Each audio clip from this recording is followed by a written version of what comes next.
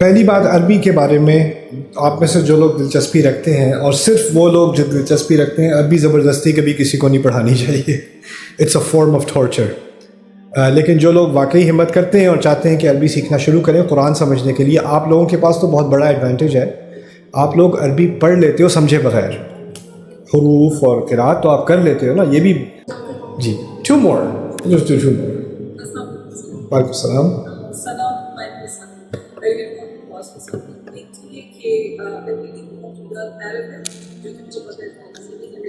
بہت ایزی ہے. کوئی بیسک پروگرام آپ اسٹارٹ کرنا چاہ رہے تو ہم جیسے بائی پروفیشن ہمیں ٹیچر، میں چاہ رہی ہوں کہ میں اور ہمارے جو اسٹوڈنٹس ہیں وہ عربک کے ساتھ ان کی ذرا سے اٹیچمنٹ اس طرح سے ہو جائے کہ وہ سمجھ سکیں اور پھر ورڈ آف اللہ ان کے لیے سمجھنا آسان ہو. ایکچولی فورسنگ مائی چلڈرن کہ وہ بیٹھے اور آپ کا لیکچر سنیں، مجھے بہت اچھا لگتا ہے. تو میں چاہ رہی تھی کہ وہ بھی اسٹارٹ آئے. لیکن جو ایج گروپ ہے 7 سے 12 یا 15 ایئرس کی، ان بچوں کے لیے اب کس طریقے سے ان کو اسلام کی طرف لائیں یا ان کو سمجھائیں، کیونکہ آپ نے لیکچر میں کہا نا کہ ہماری آنے والی جنریشن شک میں نہیں ہونی چاہیے. تو ورڈ آف اللہ ان کے لیے کیسے ایزی کریں کہ وہ اس میں انٹرسٹ بھی لیں اور ان کو سمجھ بھی آتی ہے اس کے اکارڈنگ. Thank you. پہلی بات عربی کے بارے میں آپ میں سے جو لوگ دلچسپی رکھتے ہیں، اور صرف وہ لوگ جو دلچسپی رکھتے ہیں، عربی زبردستی کبھی کسی کو نہیں پڑھانی چاہیے. It's a form of torture.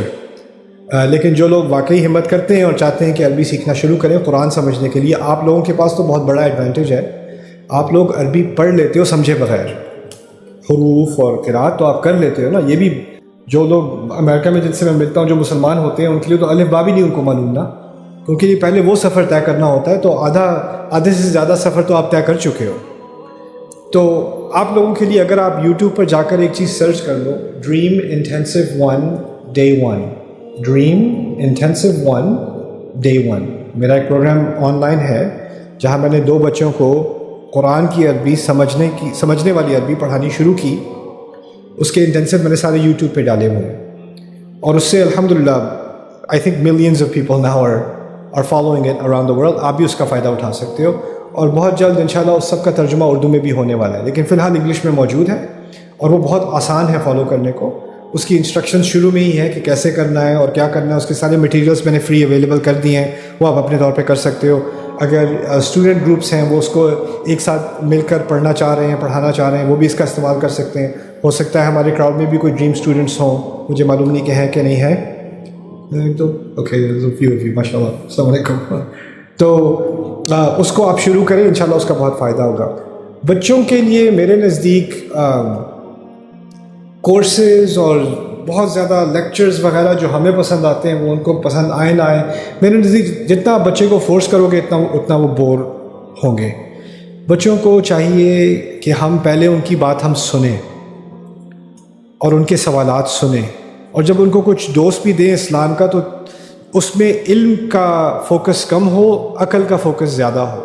یعنی زیادہ معلومات بھی زیادہ نہیں دے رہے، تھوڑی سی 5 منٹ کی بھی آپ نے بات کی ہے یا کوئی ویڈیو لگائی ہے، کچھ کیا ہے 5 منٹ کے لیے بھی، لیکن اس کے بعد آپ اس کے بارے میں ایک عقلی گفتگو کر رہے ہیں، اس کے بارے میں کوئی انٹلیکچوئل ڈسکشن کر رہے ہیں، اور بچوں سے بچوں کی طرح بات نہیں کر رہے، بڑوں کی طرح بات کر رہے ہیں. اس کے بارے میں کیا سوچا ہے، اس کے بارے میں کیا سوال آئے ہیں، جو سنا ہے. ٹیسٹ کرنے کے بجائے جیسے آپ کسی دوست سے بات کر رہے ہو نا، کسی چھوٹے سے نہیں، کیونکہ چھوٹے سے بات کر اچھا کیا سیکھا، اب بتاؤ کیا کہا تھا انہوں نے، یہ دیٹس انوئنگ. بلکہ ایسے میں اس کے بارے میں یہ سوچ رہی تھی، تم کیا سوچتی ہو اس کے بارے میں، تم کیا سوچتے ہو اس کے بارے میں. جب تم کھیل یہ یہاں پر جیلسی کی بات ہو رہی تھی، فرض کریں آپ نے سورۃ الناس پہ لگا دیا نا، وَمِن شَرِّ حَاسِدٍ إِذَا حَسَدَ. تو آپ بچے سے بات کر رہے ہیں. ایک دفعہ میری دوست تھی، اس کے ساتھ اس کی کچھ سہیلیاں جیلس تھی، انہوں نے یہ کہ آپ نے کوئی کہانی سنا دی جیلسی کے بارے میں. آپ نے اپنے بچے کو، تمہارے ساتھ تم نے کبھی جیلسی دیکھی ہے؟ ہاں میرے اسکول میں تو بہت ہوتی ہے. اب اس جیلسی کے بارے میں بات کرنا شروع ہو گیا بچہ.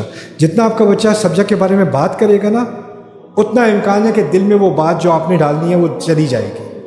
تو بات زیادہ کرنے سے سمجھ نہیں آتی، اصل میں کم کرنے سے سمجھ آتی ہے. اور کبھی کبھار بات سمجھانی ہو نا تو بات سننی پہلے پڑتی ہے. اس کا اگر آپ ایک ماحول بنا دیں اپنے گھر کے اندر اپنی فیملی کے ساتھ تو اس کا بہت زبردست اثر ہوگا انشاءاللہ تعالیٰ. السلام علیکم. وعلیکم السلام. My name is Isaac Sora. I'm the son of one of your fans.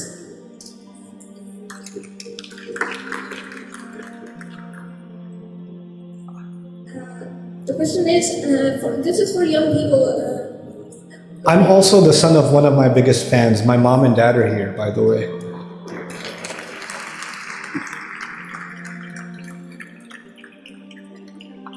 Okay, yeah. Everyone knows jinns, yeah? Everyone knows jinns? I mean, I don't know them. Not like that. Okay, anyway. At the old times, were they out of the world or were they still on Earth? Why? Go on. Is that the only question? You see, jinns are here at this time, yeah? Were they in outer space, like in the old times, before Earth? Before Earth? Jinns. Yes. Okay, so let me try to say a few things. You haven't gotten to your question yet because you're doing the but I'm gonna try to summarize. Allah created jinns and they are capable of traveling beyond the earth, and Allah describes that in the Quran.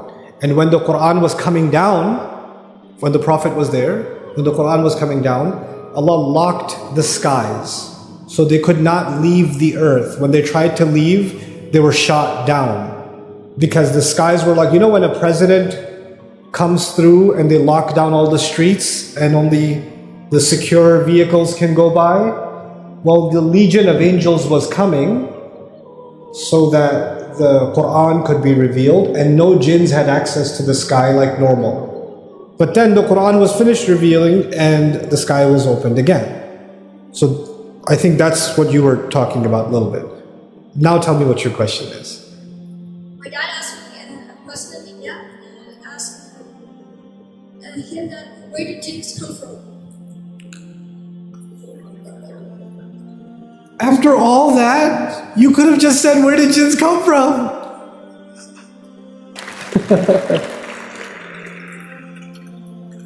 Okay, last question. G. Oh yeah, you can have a hand. You can have a hug too. Yeah. I have a question that I feel it's not addressed much. I want to know your advice for mothers of young children.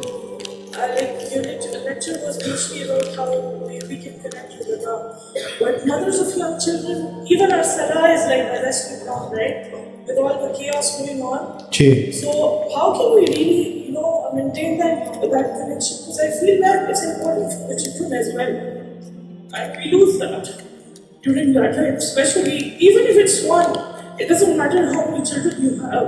Yeah. So I just want to ask, I feel like before I had kids, I had a better connection with Allah. But after I had them, I'm more into their tarbiyah and I've kind of lost my connection with Allah. So I don't know how to, reconnect that. Thank you for your question.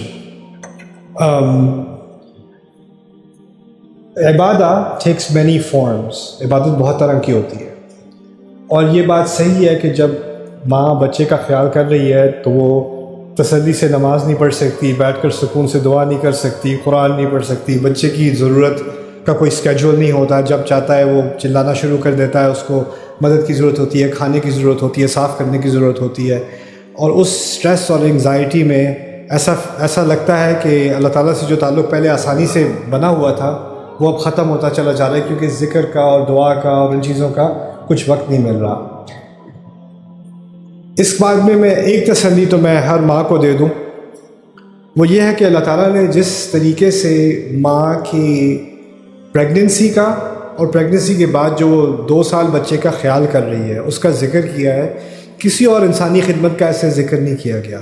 अल्लाह ताला ने उसको acknowledge किया है और उसकी बुनियाद पर इंसान से कहा है कि माँ से बेहतरीन ताल्लुक़ कर। और अजीब बात यह है कि जिन आयात में अल्लाह ताला ने ये बात की है, पहले कहा है मेरी इबादत करो, लेकिन इबादत किस बुनियाद पर करो, किन एहसानात की बुनियाद पर करो, उनका जिक्र नहीं है। जब माँ की बात आती है तो माँ के एहसानात की लिस्ट बनाकर फिर कहा है निश्कुरली वली वालिदै का, यानी माँ को अल्लाह ताला ने उसकी जो कंट्रीब्यूशन है ख़ासकर इन 2 सालों में, ان ارلی ایئرس میں جو کنٹریبیوشن ہے اس کو اتنا بڑا اعزاز دیا گیا ہے that she is the mother of a baby and that's not an easy thing. اور یہ اعزاز اس لیے بھی دیا گیا ہے کہ ماں کے لیے صرف پریگننسی ہی مشکل نہیں ہوتی، ڈلیوری ہی مشکل نہیں ہوتی، چھوٹے بچے کا خیال فل ٹائم سے زیادہ ہوتا ہے، 24/7 ہوتا ہے، اور وہ بھی فزیکلی ریکور ہونے سے پہلے ہی وہ اس کام میں لگ جاتی ہے، اور اس کی زندگی ختم ہو جاتی ہے، اس کی لائف کوئی رہتی نہیں ہے. وہ کسی سے 5 منٹ بات کرنا چاہے 30 سیکنڈز بعد آئی ہیو ٹو گو. اس کا اپنے شوہر کے ساتھ ویسا ریلیشن شپ نہیں رہ سکتا، اس کا اپنے ساتھ ایسا ریلیشن شپ نہیں رہ سکتا، اس کا باہر جانے کا، تفریح کا، بریک کرنے کا، سونے کو اگر 2 گھنٹے مل جائیں تو جنت لگتا ہے. تو وہ جس مشکل سے گزرتی ہے اس کو اللہ تعالیٰ نے ایکنالج کیا ہے، اور اس ایک ایک لمحے کو اللہ تعالیٰ نے عبادت قرار دیا ہے اور اتنی عظیم خدمت قرار دیا ہے کہ اس کی بنیاد پر اولاد کو منیمل کہا ہے کہ منیمم تمہارا والدین کے ساتھ کیا ہے؟ احسان ہے. اللہ تعالیٰ کے ساتھ منیمم اسلام ہے، اس کے بعد ایمان ہے، اور میکسیمم کیا ہے؟